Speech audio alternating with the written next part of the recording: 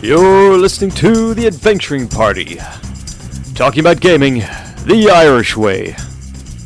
Cade Mila Vulture, you son of a gun. Welcome to the party. I'm Owen.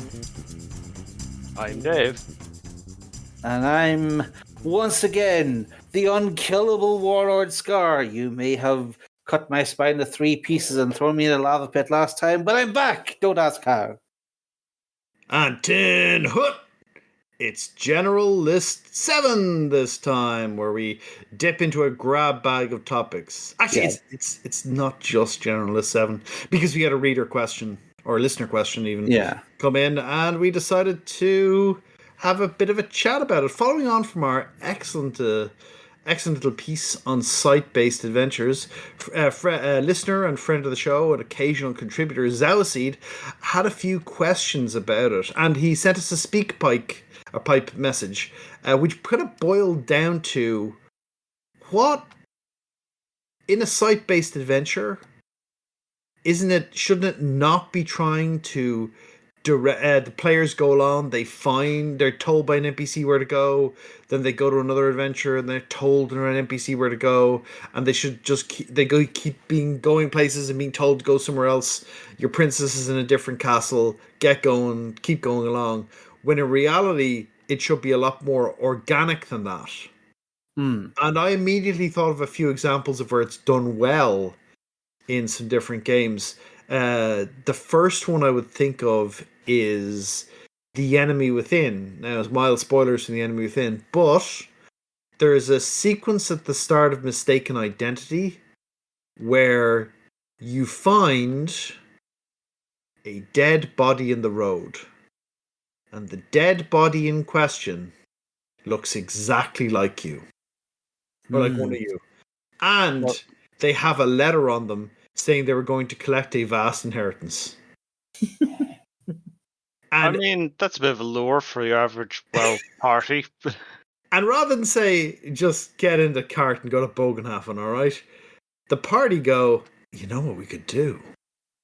We could go to Bogenhafen and pretend to be this guy. Get a bunch of money. And that immediately puts them where you want them to go, to this adventure, which will be based on a site, what some would refer to as a site-based adventure. And vitally, you haven't had to tell them to do it. They decided on their own. Now, is there possible they will decide not to go? Yes, it's possible, but I don't think it. If there's any, if there's any even mild cooperation in them, they'll go along with this, because they think, oh man, that sounds like a good idea. Let's go there. Rather than going, oh no, we're not doing this. We're going up to the Grey Mountains with Prince Hans von Tasselnick. Arrive in Altdorf. He's already left. Okay, we go after him. He's 2 weeks ahead of you. There's no boats. Yeah. How about yourselves? Anything that jumps out at you as a good example of a site-based adventure? I mean, I've recently been going through a whole bunch of classic dungeons in my World's Largest Number campaign, and got to see several different layouts of fun dungeon play. And I think one of the vital elements of is like there's the element of player driven exploration, and what's in here I think is a very important thing. Is like people, if you're going to a proper site-based adventure, there has to be a sense of different parts of the site will be give different benefits and risks, and you know whether dungeon levels or city districts, or political shenanigans or what have you. Like there has to be the sense that going here, you maybe not know exactly what you're going to get, but you can have you have an expectation that different parts of the dungeon will have different things to do. The site will have exploring the site, whether it be a dungeon, a city, a political situation, as you can call it a site in certain respects. That the act of exploring the site itself is in essence its own reward. It will provide interesting plots. It will provide treasure. It will provide opportunities for role play. It will provide intellectually stimulating things to try to figure out. All these types of things. That is the promise I think that scientific adventures have to have. And yeah, I think this is, I think, the crux of the issue is we go from a objective based, you are going to X and doing Y, and as a result will be Z. You're moving to a more exploring. You have this situation. It's a site. It's a castle. It's an inheritance. It's a city with a mayor election coming up. There's something here, and exploring the possibility space of this will create game. And say, you will have a fun gaming time, tooling around with the different pieces of the site, and it is motivated by what you're interested in. Like, you have the situation where exploration goes in and fun comes out, and different flavors of fun is the important element. Yeah, I can't help but think of things like the city state of the Invincible Overlord, like great big cities, not like with lots of interesting stuff going on and colorful characters in a like somewhat harsh and prone to violence environment, perfect for your average player group. Yeah, and like all kinds of different, you can zoom in really hard on like one peasant's hut and like how many gold pieces does he have hidden in his behind his bed, versus this bar just happens to have a whole bunch of high level adventures in it. Maybe you could trick them into doing something fun for you. It's just designed to be filled. Things like this are designed to be filled with not only generic content, but also this bit's a bit weird. This the barmaids are all orcs here. What's up with that? The mayor of this town is talking about banning wool. Why is that the thing? I may be pulling certain random examples, but the idea is if you go to any different part of the city, look into any particular building, there'll be something there. It might not be staggeringly unique, but it'll be something you found. Like, you went into that house, you found that there was secretly a ghoul in the basement, and it's just across the road from the Ghoul Hater Society. Maybe there's something you can do there. I do think, yeah, that is one of the ideas of getting away from what we call like an event-based game, where you get into town or into the Castle Malevolence, and this happens and you respond to it, and this happens and you respond to it, and then these things happen and you respond to those, and it very often will end up following a daisy chain of various expository figures trying to make sure that you hit every single interesting point in this in this setting that the writer or GM has set up. And one of the things I think comes to mind is, have you ever played a Fallout game? How different it is between if you just follow the main quest versus if you just wander off into the woods. Yeah, I think it that's gets. I mean, there's like the speed runs could be very fun to watch. Yeah, but even like if you're just going through normally, you're following the main quest and you're doing side quests. There are huge chunks of the map, even in the older. Like there are optional locations in the older Fallouts, aren't there, Dave? Could you repeat the question? Like, is there like places that you don't actually have to go to complete Fallout? Oh yeah, no, you can. In the first Fallout game, there's like 2 locations like where you absolutely have to visit to finish the game, but yeah, like a lot of stuff's optional.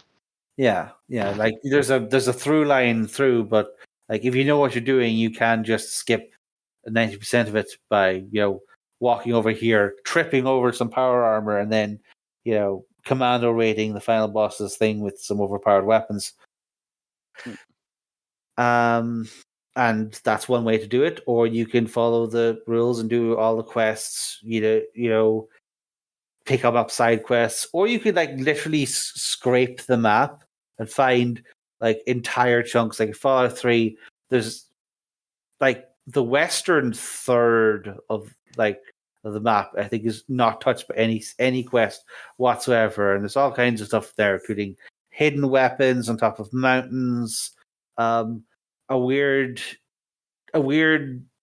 dark expanse where there's two tribes of ants fighting as Bethesda tries to figure out why their goblin subsystem from Oblivion didn't work, and they were trying to do it again in this one corner of Fallout 3.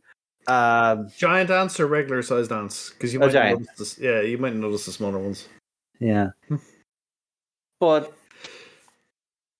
yeah, like I think that's the thing about a site is like it really builds into the player motivation coming out of, well, what's here? What am I interested in?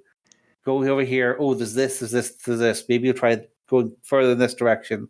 Maybe we'll really, really, really hyper focus on the mystery of this stone statue with a face in it. Like, is this a secret vault or is it just a fancy picture on the wall? This kind of stuff. And that's, I think, the big advantage of site-based adventure. But in the interest of balance, I guess, I would like to possibly address the downside of a site-based adventure, because we've probably made them seem really interesting. And so we've used examples, stuff like Fallout and the Elder Scrolls games.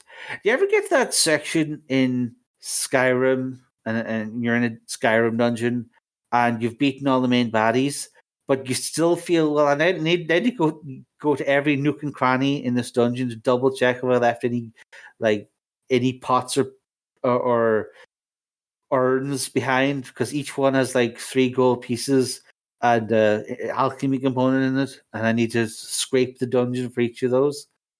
That, I think, could be one of the downsides of a site-based adventure, is the compulsion to complete it, as it were, to make sure that you've extracted maximum value out of it, well past the point where it necessarily has interesting or good gameplay in it.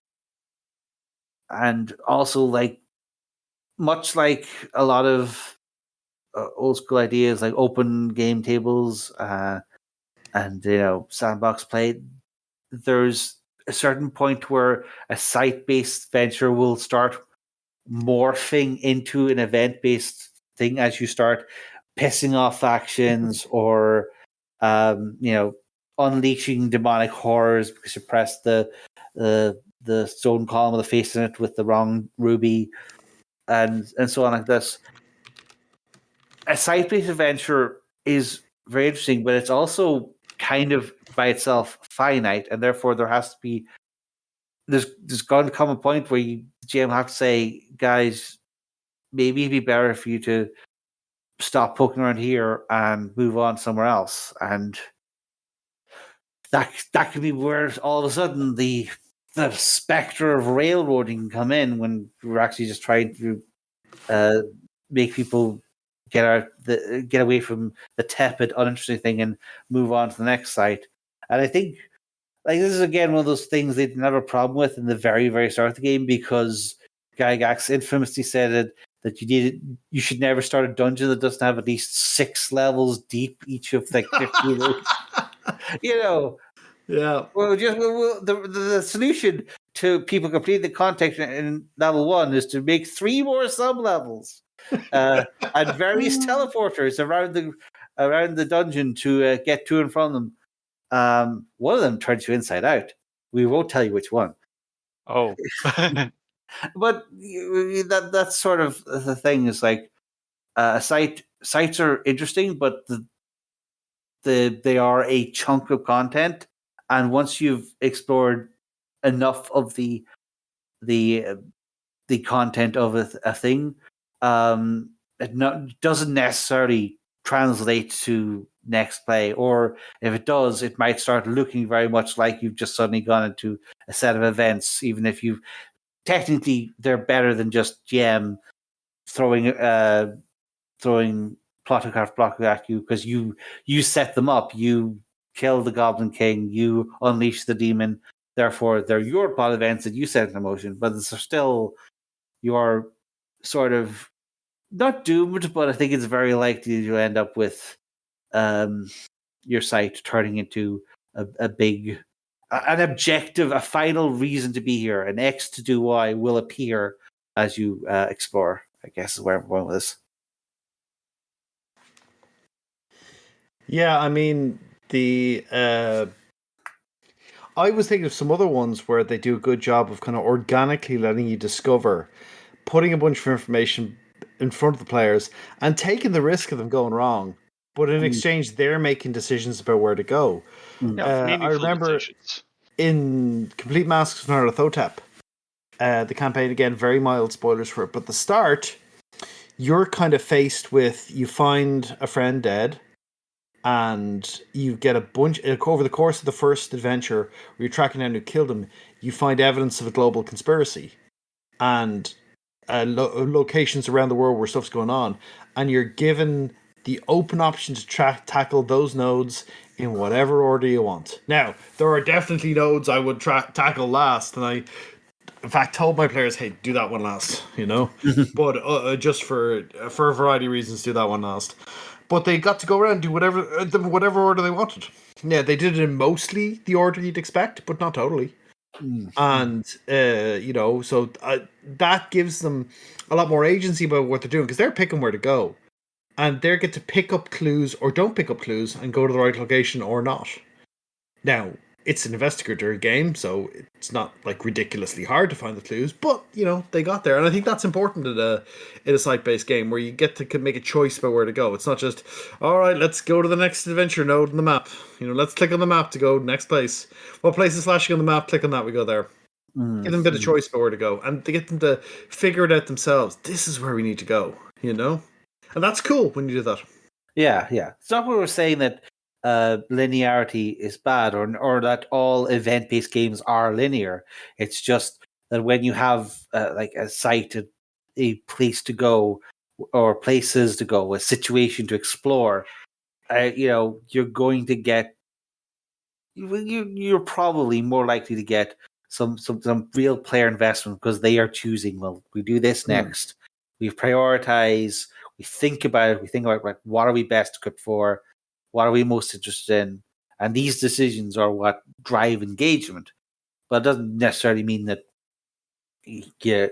another way of play is necessarily going to be always inferior. It's just, if you're really looking to get the players to really invest in the setup you've got, then a setup that rewards exploration, like a dungeon or an interesting town of weirdos and factions. These are things that players can study, get invested in, and that translates into interesting gameplay most of the time. All right, what up next? I believe there was a thing that I left on Generalist 7, which came up in our recent episode on fantasy superheroes. That was the problem of the fantasy supervillain.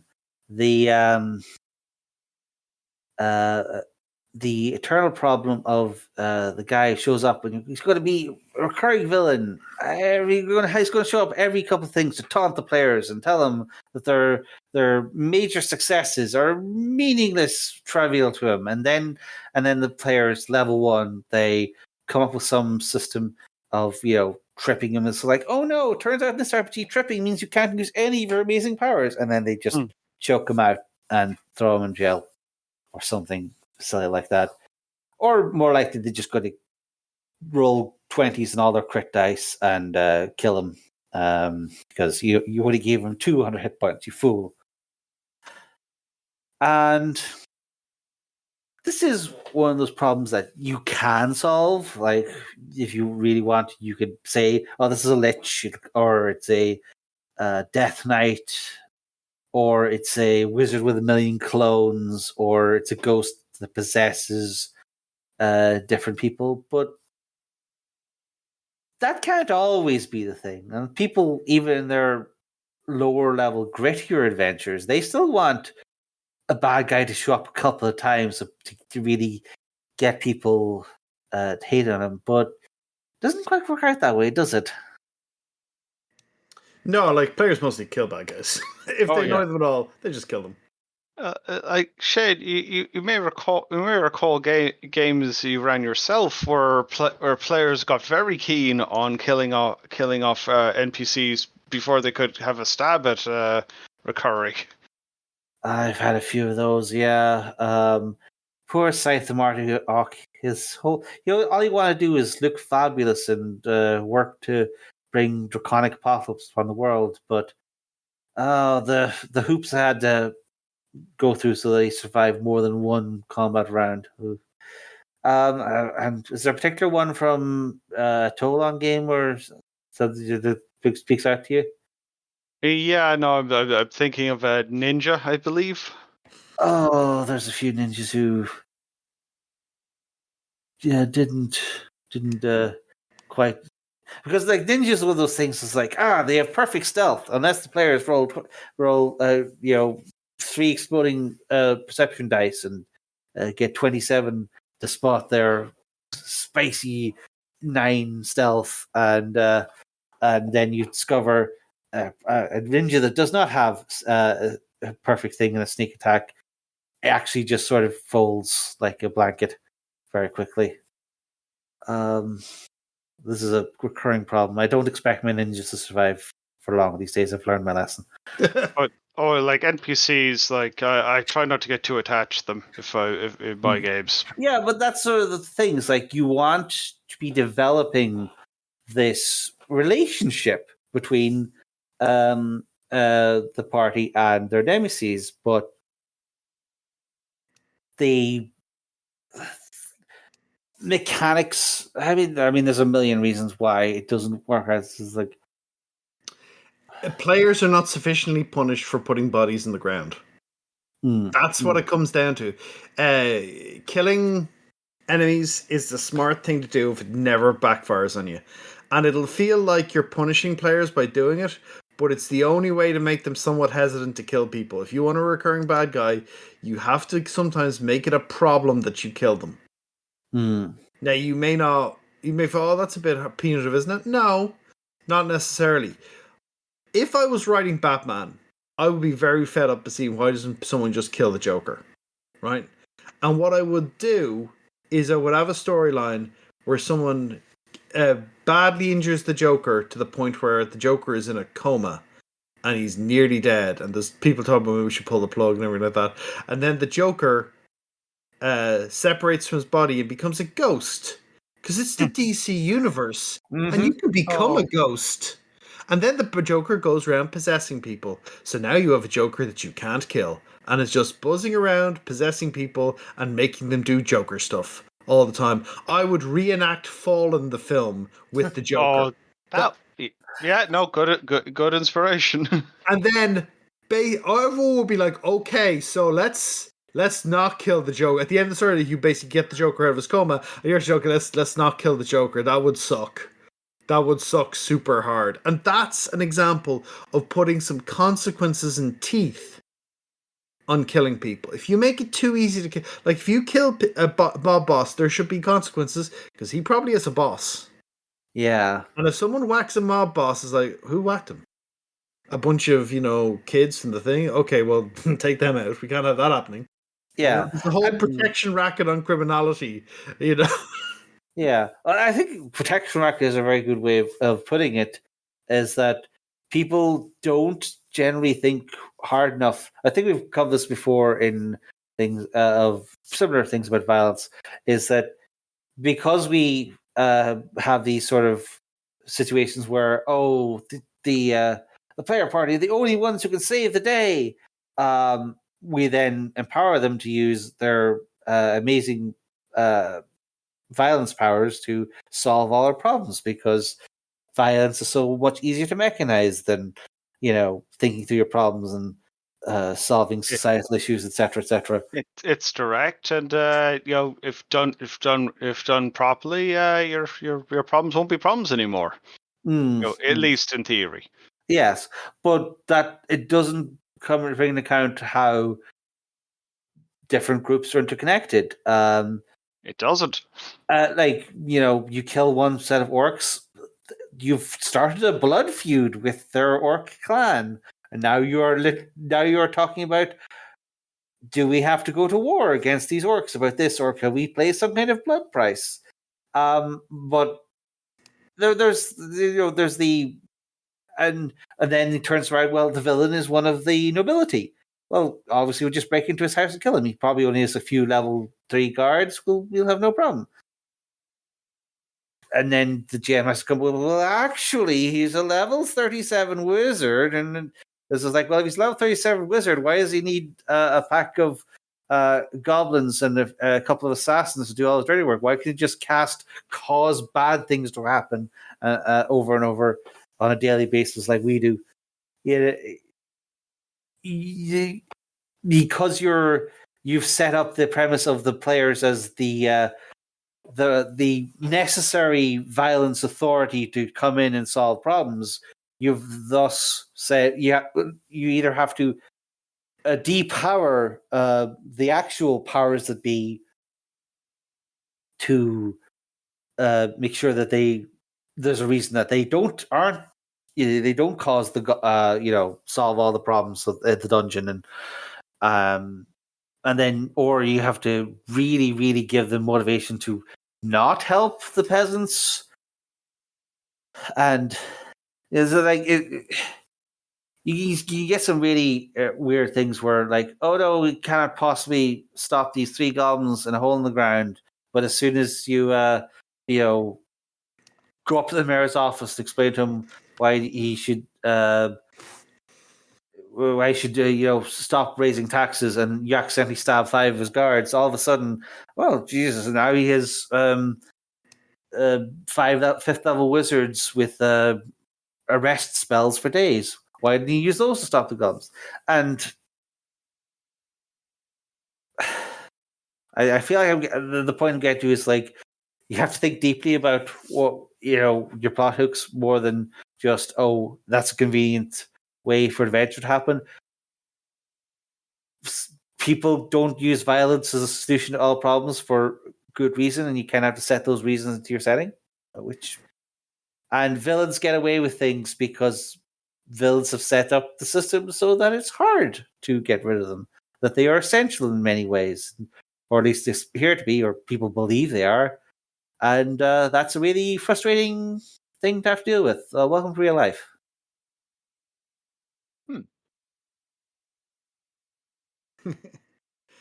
Well, yeah, look, I mean, I think making more consequence on killing somebody, especially someone important you want to position as a repeated bad guy, is a good idea, because it makes them think twice about just, we'll just kill them and move on with our lives, And it's not that we're saying that there's no solution. But it should be like effort. Okay, we've got to kill him. We've got to make sure no one knows we did it. Yeah, well, then it becomes more of a thing, and you've got to interact with because that's what the GM wants. If the GM has created a bad guy with a big backstory, they want you to interact because they think he's cool or evil, or you'll feel more satisfaction if you understand who he is when you beat him. And immediately killing him, it's like, oh, well, that's work is down the Swanee. Now, you can always pull out his identical twin brother in the next town or whatever, but it's a good idea to have a bad guy they can actually get some time to actually grow to dislike for more than just the other reasons, and be like, you know what? I'm going to get this guy. I'm going to get him really good. He's a jerk. Someone needs to take him down, and nobody's taking him down because it's too hard to take him down, and it's too dangerous to take him down. I guess we're going to have to do it. We can't just do it the regular way, and there's an opportunity to kind of explain to people that, okay, you can't just kill someone important like that. If they're very important, you can't just whack them. There's reasons why people don't do it in real life, and there's reasons why you don't do it in your fantasy game sometimes. And it's about Like, the GM doesn't want the bad guy to win, but he wants the bad guy to give you enough of a fight so that when he does go down, you feel like you've accomplished something. If it's By the way, if you're a GM who wants your bad guys to win, you have infinite might. With that, even the greatest dullard would eventually prove victorious. There's nothing achieved by beating the players. It's really easy, you know? he has more hit points than there are grains of sand. Yeah. He is the rocks of the eternal shore. Crash against him and be broken. You know, you don't need to do that. But what you should be doing is making it a little more difficult. Sometimes, and a lot of the time, to keep a bad guy alive, you don't reveal who the bad guy is. And you want them to meet the bad guy, get to know him, get to hate him. And a whispered name in the darkness. Yeah, but you also want to talk to him and he say stuff to you. You'd be like, "Woo!" And the other problem with the GM there is the GM has to be quicker witted than all the players, which can be tricky. You know, which can be very, very tricky. Your wit can be very fast flowing, those things, and often the chance to be witty is often enough for people to just turn your interesting, eloquent villain into a chance for them to throw zingers back at him infinitely. An interesting inversion might be to have a powerful villain who's actually something of a dullard and doesn't get any of your cool jokes, and then you have to explain them to the villain, and that'll make that might change the tone somewhat. But yeah, like, we're not saying that like every villain has to be this massively deep backstory thing, but like, if you are looking to have that recurring villain thing, and of course there are, any number of fantasy versions, like they are a ghost, or they get cloned, or quantum immortality, they come back from a time when you didn't kill them, or there are methods are always possible, but like if you can also get the same thing by doing some narrative work too. And, again, it's one of those situations where it's not that the GM necessarily didn't do that. It's that they didn't realize they needed to do that. They just came up with the villain and then were blindsided by the fact, hey, let's just, throw Tanglefoot bags out so he can't move, and then break his call shot to his hands so he can't cast spells, and he's done. So it's a surprise that can often upset a GM far more than the lost opportunity. It's like, I thought we had something going here, and now it turns out we don't. Which is why you should probably leverage lieutenants and other things. You can get an awful lot of thing out of having your organization just having the right tone at the top. And there's nothing wrong with a couple of middle managers on the way to your CEO of doom and misery. Oh, yeah. All right, time for one more? Yeah, quickly. I got the Arkham Horror role-playing game. Now, if you don't know the Arkham Horror as sort of pseudo-setting / game line, it was originally came out of Avalon Hill as a board game, then it was totally redesigned and re-implemented by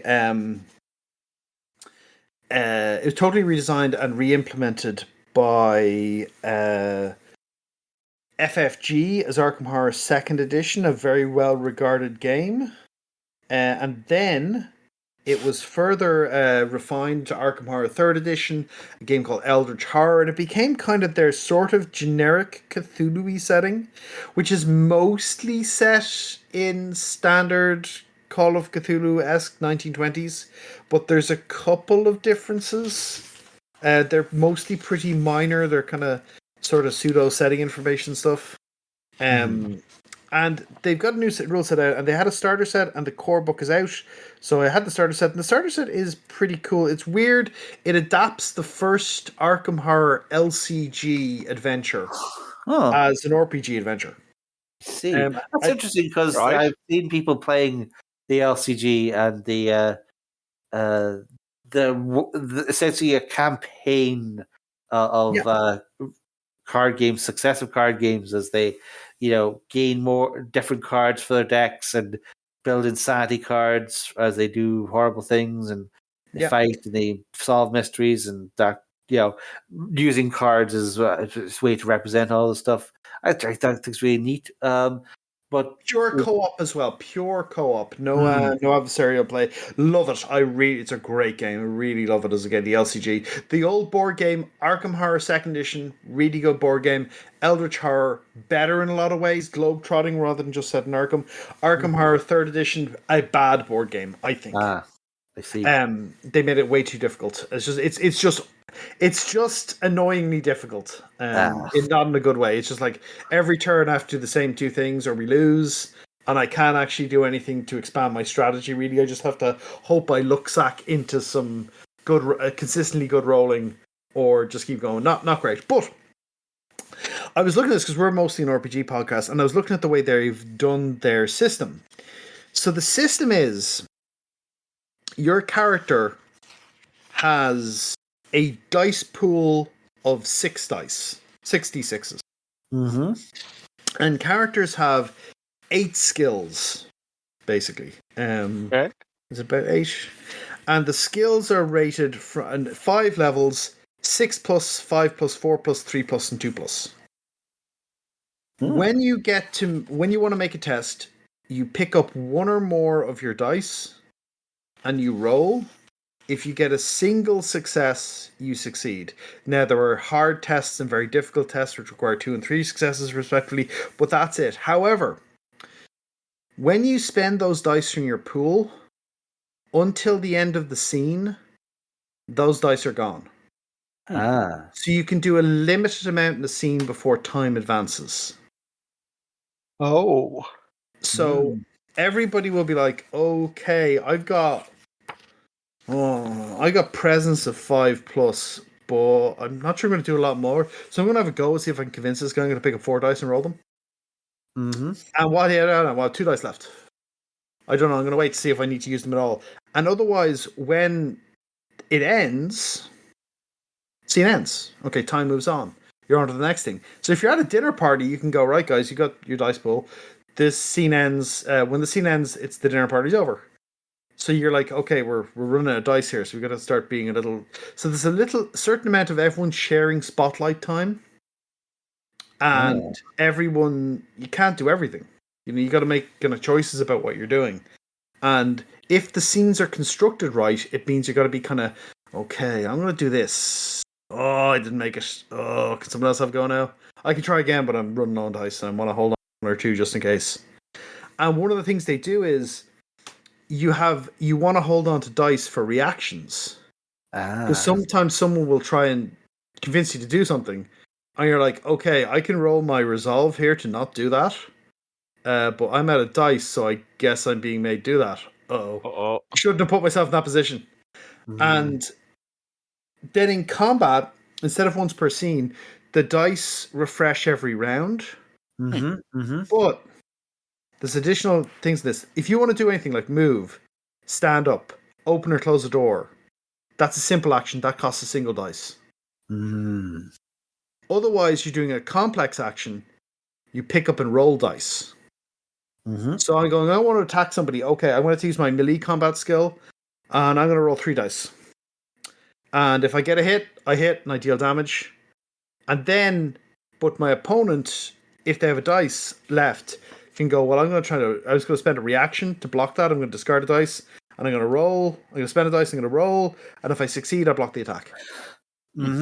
So, and when you take damage, your dice pool goes down. So your dice is also your health. Oh, dear. So as you take damage, your dice go away. Now, at any time, you can overstrain yourself. You go, right, I'm overstraining. I refill my dice pool. And at the end of the turn, I roll in the injury table. Otherwise, I've gone down or whatever else. Now, the way horror works is it changes your dice from regular dice to horror dice. So they change from green dice to black dice. And horror dice work normally. But when you use them, if you roll a 1, you got to roll in the trauma table. And the trauma table is not terribly nice. So it's built in a bunch of kind of resource management around the dice pool as kind of little mini game you're playing within the RPG to do stuff. And you're going to be like, I don't want to throw all my dice at this. I want to throw 2 or 3 dice at this.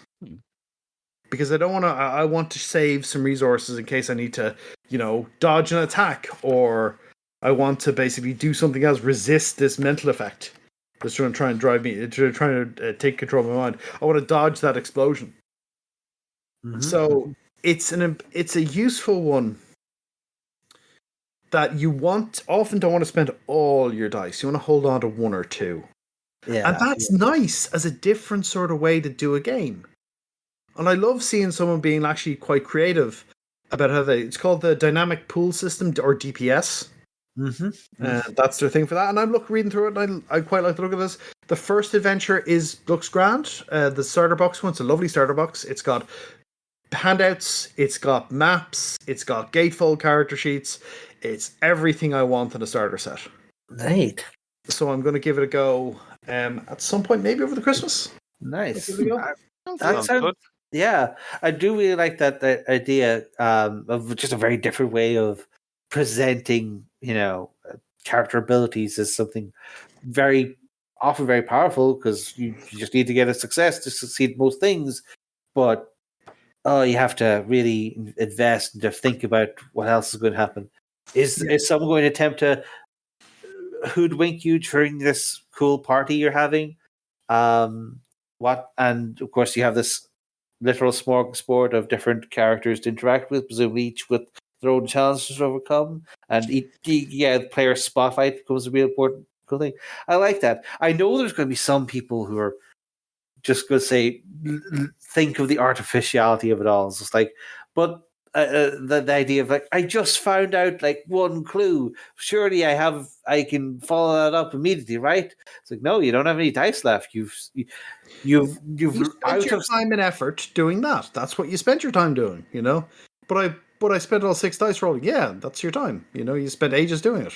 Yeah, some people don't have a good sense of. There's only so much you can do in this given sort of situation. You don't get infinite chances to look to poke at information before you start just looking pushy and rude. And aren't you a 1920s high society person? Surely you would realize that you're not supposed to push, ask further questions at this point. That would be uncouth. Yeah. And so the way that there's kind of 8 different they're not classes exactly, they're archetypes. And the Guardian, for example, is the tough melee guy, the defender of people.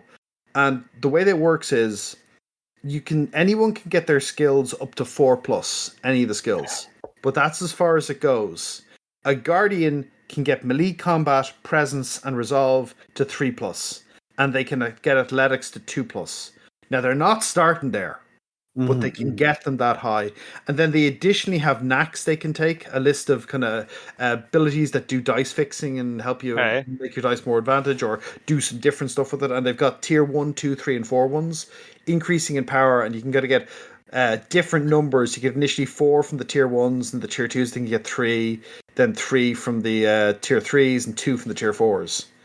So there's a bunch of extra, and some of them are specific to an archetype, and some of them are specific to just kind of more generic ones that are, this makes me good at agility test, or this makes me good at this other test.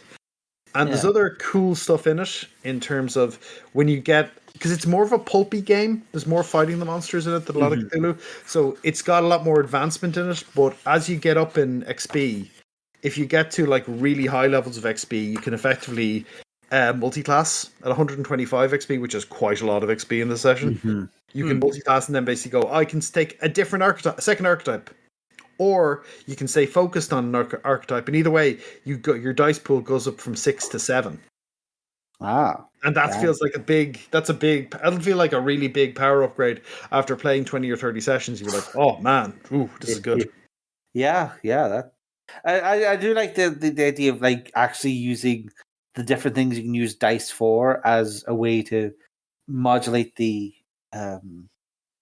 much like the flow of an experience. I do think that's really neat. And yeah, dice manipulation, you can do a lot of that. And again, it comes from the people who designed the LCG, which similarly uses cards and all the different things you do with cards, putting them in and out of decks, slowly changing decks over time to create that cool storytelling experience.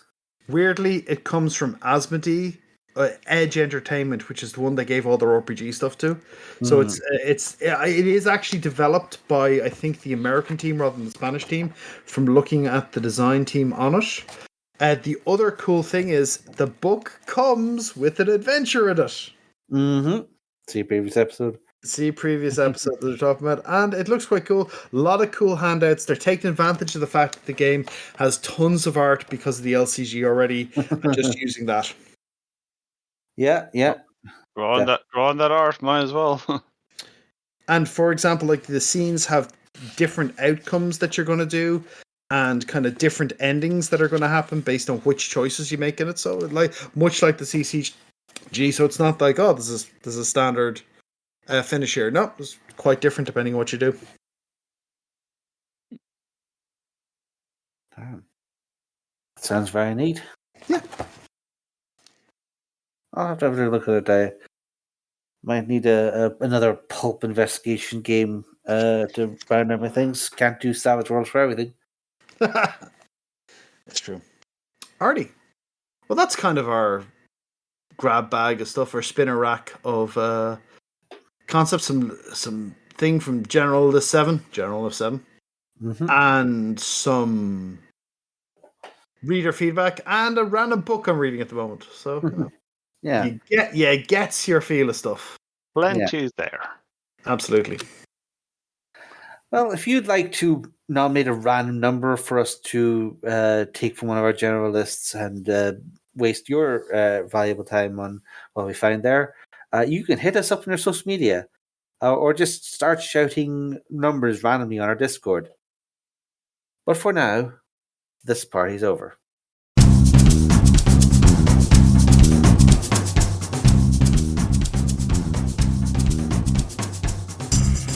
Thank you for listening to The Adventuring Party. Join us on our Discord server, where we keep the party going after hours.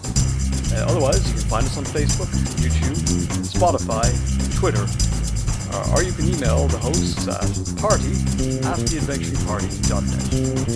The Adventuring Party is released under a Creative Commons Attribution Non-Commercial Share-alike version 3 license. But you probably knew that already. We hope you enjoyed the episode, and look forward to seeing you back here next week. Goodbye.